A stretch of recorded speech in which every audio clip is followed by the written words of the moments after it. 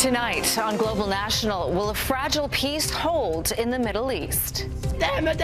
Taking stock of the devastation in Gaza as the world seethes over a devastating conflict. Painful journey. We are for peace. She was for peace. She is for peace. Saying a final farewell to a plane crash victim. And he apparently went berserk on a plane. Why his parents say he needs help. Global National, tonight with Randene Neill.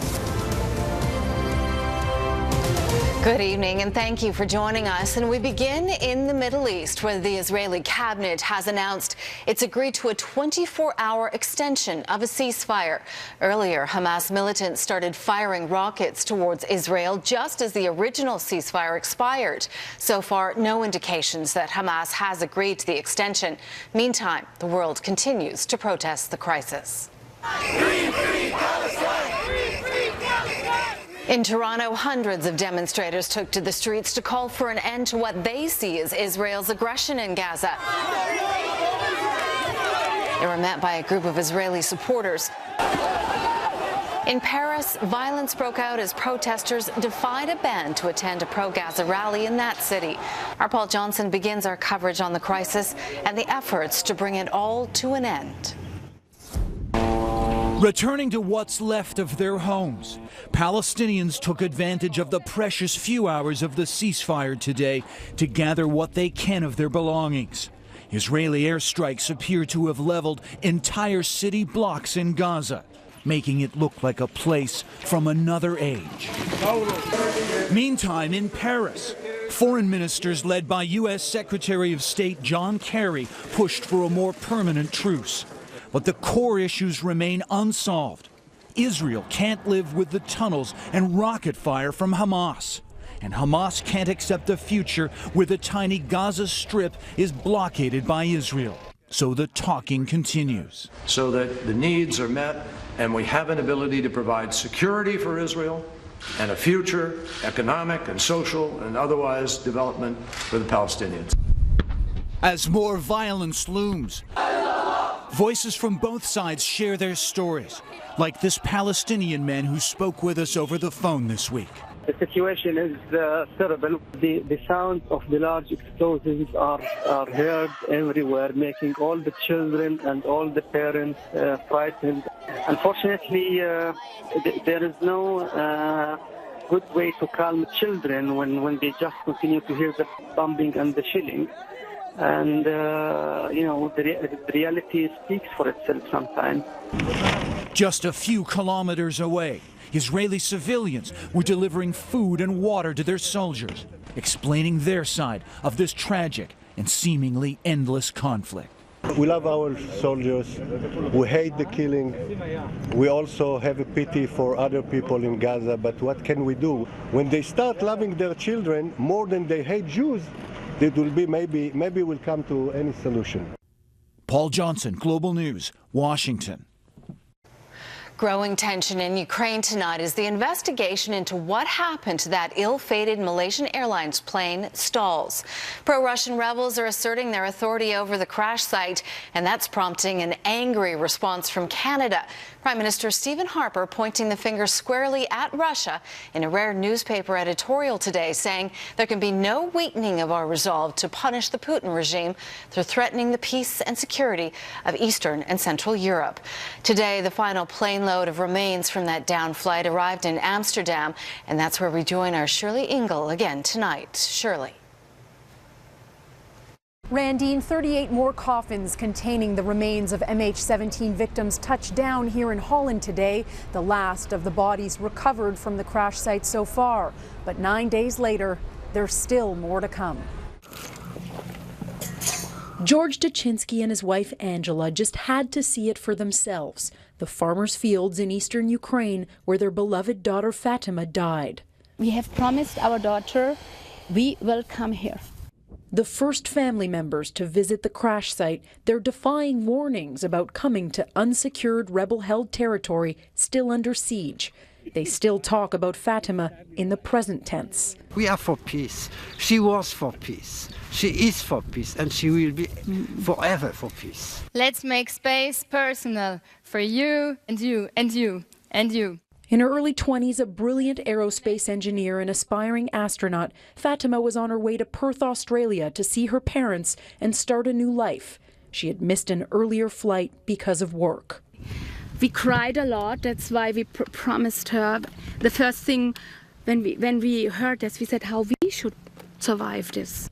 More than a week after the plane was shot out of the sky, white ribbons mark the places where human remains still lie. Disturbing reports of looting and destroyed evidence continue. A small team of international investigators has had only limited access to the site. Every day, the site remains unsecured. There is more interference, and the remains are subject to the ravages of the European summer, animals, disturbance, etc., etc. Hundreds of forensic experts in Holland are working around the clock to identify victims. Recovering the rest is the top priority for Australian and Dutch officials. They're still negotiating with Ukrainian and rebel authorities to deploy a multinational security force to take control of the site. The Malaysian Prime Minister is expected here next week to meet with his Dutch counterpart to plan the deployment of 30 investigators to the scene. But those security officers need to be in place for them to do their work. Randene? Shirley, as you mentioned, this is in rebel-held territory. How realistic is it to expect there will be a proper, unimpeded investigation? Well, it's hard to say. The head of the International Observer Mission on the ground said the impression he's getting from the rebels is that their patience is running out. They're tired of all the foreigners on their turf and want the wreckage and human remains to be removed from the site, just as the affected countries are hoping to ramp up their presence there. So there's going to have to be constant negotiation on the ground in order to ensure that a proper investigation ever takes place. Randene? Thank you, Shirley. And tonight, Ukrainian officials say their forces are advancing on Donetsk in hopes of retaking the stronghold from Russian rebels. Russia also appears to be making moves, the U.S. accusing that country of amassing troops at the border and moving heavy artillery to rebels. The U.S. says Russian forces are now firing at Ukraine's military from inside Russia. The shelling began as Russia reportedly increased the flow of weapons into Ukraine, including tanks and multiple rocket launchers, including the same surface-to-air missiles which shot down MH17. The second black box of Air Algérie plane that crashed in Mali on Thursday has now been retrieved. All 118 people on board were killed when the passenger plane fell from the sky and disintegrated. Experts hope the device will help them determine what caused the crash. There were 12 Montreal-bound passengers on board. 5 were Canadian citizens. A 25-year-old Ontario man accused of making threats aboard a flight from Canada to Panama is now free on bail. Ali Shahi was arrested after a heavily armed SWAT team stormed the plane. As Angie Seth reports, his parents say it wasn't his fault and placed the blame squarely on the mental health system. This was the scene inside Sunwing Flight 772. 6 heavily armed tactical officers stormed in with weapons drawn. Passengers were en route to Panama when a man in row 7, Ali Shahi, allegedly started yelling about taxes on cigarettes. Shahi got into an argument with the flight attendant, allegedly cursing at the attendant and ripping up magazines. He had depression since he was 14, 15 years old. And this depression and the gambling problem caused all the problem for him and us. Shahi's parents tell Global News their son is a good boy, but he is sick and needs help. We called the police for him more than 23 times and hoping they do something for us. Unfortunately, they didn't. Every time we said all this story, I told him he has illness, he has mental problem, but nobody helped. Ali's mother is distraught from the situation, but earlier today she did agree to do an interview with Global News on the condition that her face not be shown on camera during that interview. I took him to the psychologist many times, but after a few days using medicine, he quit and threw all medicine in the garbage. My son is a good boy. He never hurt anyone. He's kind, but he has mental problem. Upon landing in Toronto yesterday, 25-year-old Ali Shahi was arrested and charged with 5 counts of mischief, including endangering the safety of an aircraft. Shahi appeared in court today. The proceedings were put under a publication ban. However, he was released on bail. Among his bail conditions include he is not to board any kind of an aircraft and must stay away from Pearson International Airport. His parents told Global News he is getting assessed by a mental health doctor assigned by the courts to determine his mental health condition. His next court appearance is in August. Angie Seth, Global News, Toronto. It's a deal that would open up the world's largest consumer market to Canada, but it appears the free trade agreement between Canada and the European Union has hit a major roadblock. It was seen as a template for a bigger agreement between the EU and the US, but a German newspaper is reporting that some clauses in the deal may kill it. Vashi Kapelis joins us now from Ottawa with more on this story. Vashi. Randene, this is a significant stumbling block for the deal, a deal the federal government says would be worth $12 billion a year to the Canadian economy if, and now it's a big if, it goes ahead. Just last fall, it looked like a done deal. The Prime Minister was all smiles in Brussels announcing a free trade agreement with the EU. It is not just a good deal, it is an excellent deal. But fast forward 9 months and a key player, Germany, has cold feet. The Harper government shouldn't have counted its chickens before they came home to roost. Germany's concerns center on an investment protection provision in the deal. Critics there are concerned it would set a precedent for the EU's free trade deal with the US by allowing companies that invest in Germany to change or stop German laws. The right of Canadian and American corporations to sue European countries and the right of European corporations to sue Canadian governments if they don't like our laws. But Ottawa isn't budging. In a statement, a spokesperson tells us investment protections have long been a core element of trade policy in Canada and Europe and will encourage job-creating investment and economic growth on both sides of the Atlantic. The opposition wants the government to reconsider. If the price of expanded trade with the European Union is that Canadian governments, federal and provincial and municipal, can't legislate and regulate in the public interest, then I'm hoping that we'll rethink those provisions. This is not Luxembourg. Former ambassador to the UN, Paul Heinbecker, says Germany's concerns have to be taken seriously, but it may be that it's just part of the negotiations. I know that the agreement is very close to the end, and it may be that the Germans are just, making one last attempt to get something that they would like to have. Negotiating tactic or not, we'll know which it is soon. The deal now heads to each of the 28 EU member countries for them to review. The German government says it will continue to scrutinize the text of the deal, but there are concerns other countries in the EU share Germany's concerns. If that's the case, getting a green light for the deal will be an even greater challenge for the federal government here. Randene? Thank you, Vashi. Up next, she's only got a few weeks to live. Why finding the right donor for her is particularly difficult. We'll have that story in 2 minutes.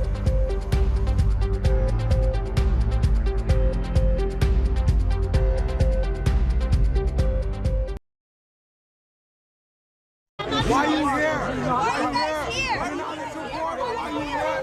Cheers and jeers at Ford Fest last night. Supporters of the Toronto mayor shouted at demonstrators from the gay community who say they were assaulted and had their signs torn up. Ford, on the other hand, was mobbed by thousands of fans, showing he still has wide support despite the recent drug scandal. A Quebec mother is bringing her desperate search for a stem cell donor to BC. Mai Duong has leukemia and needs a bone marrow transplant within weeks to survive. She's Vietnamese, and matching donors are hard to find. As Robin Gill reports, she's now turning to Vancouver's diverse population for help. A year ago, 34-year-old Mai Duong was diagnosed with leukemia. She's a mother to a little girl and was about to have another child. She had to terminate the pregnancy to start chemotherapy. It's a lot of anger, a lot of sadness. It's a huge shock to know that I'm sick again because I didn't have any symptoms. Despite going into remission, the cancer came back. This time, the prognosis isn't good. Duong is desperate for a bone marrow transplant. I did not have a match for the bone marrow. So I was devastated when they told me that. The Montreal woman has already launched a public appeal in Quebec. Now she's appealing to Vancouver's large Asian population. A patient does have a much better chance of finding a match from someone with a similar ancestry. But ethnic donors aren't easy to find. The national database shows when it comes to this particular kind of donation, 71% of donors are Caucasian. Only 26% are ethnically diverse. The very best donor for a patient is one that is young and one that is male. So between 17 and 35, and that in fact is our recruitment criteria. Duong's case isn't unique. In 2012, 2-year-old Jeremy Kong was diagnosed with leukemia. The family from San Francisco struggled to find a match because of Asian superstitions. They don't want to talk about, the medical needs. They don't want to talk about what could happen or what could possibly happen. And so it's just, don't say it or you'll jinx it or something. Eventually, they found a donor with a 9 out of 10 match. Sadly, a year later, the toddler died. Duong needs a donor of Vietnamese descent, and she needs to find this person in less than 6 weeks, or she won't make it. But at the end, you're giving life to a sick person. It's a rebirth for us. Duong hopes that the message gets out to the community that it's not just about saving her life, but many others. Robin Gill, Global News, Vancouver. And for more information, visit our website, globalnews.ca. This week marks 100 days since more than 200 schoolgirls were kidnapped in Nigeria. The latest on the campaign to bring them home. Next.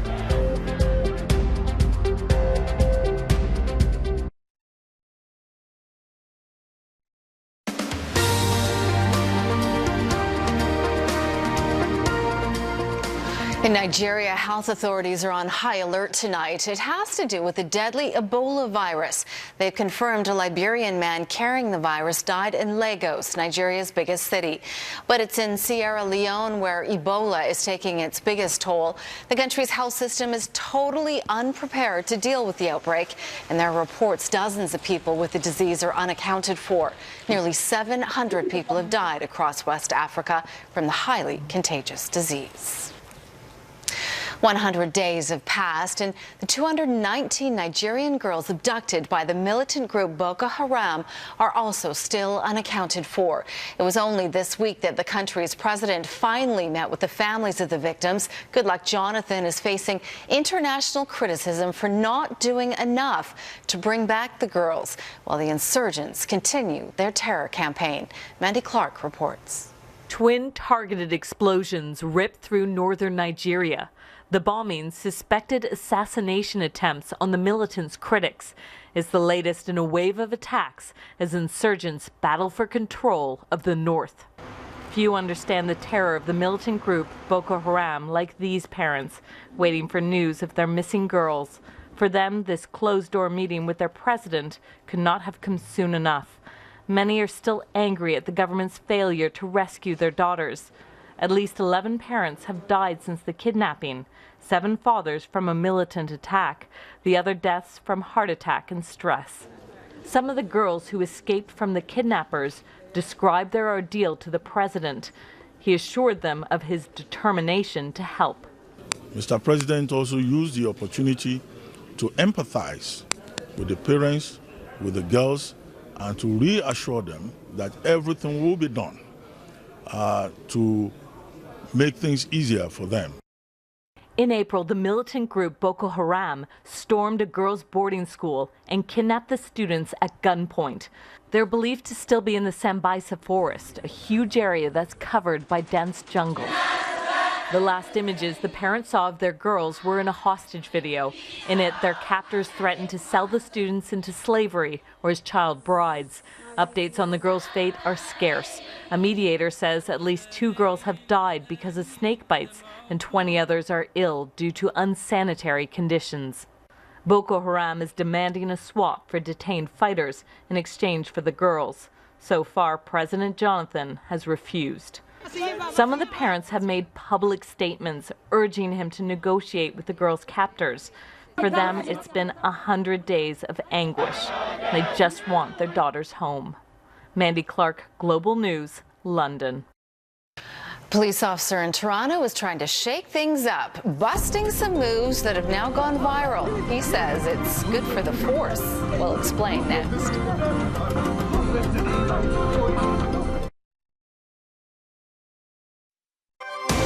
You're watching Global National.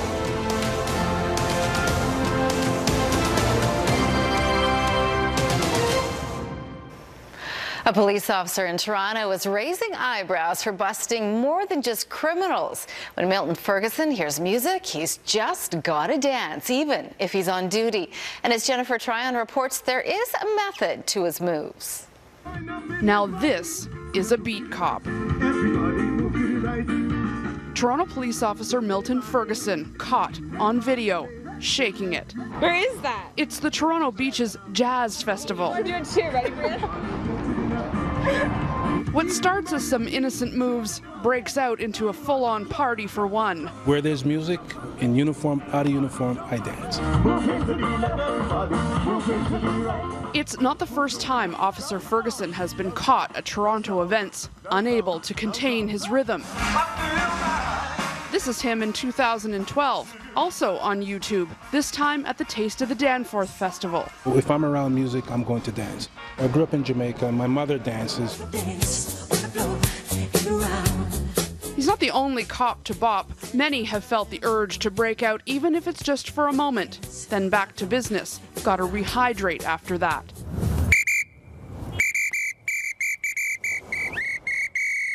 The Boston Globe featured Tony Lepore, a traffic cop in Providence, Rhode Island, who's strict on the streets about two things: traffic and the sidewalk.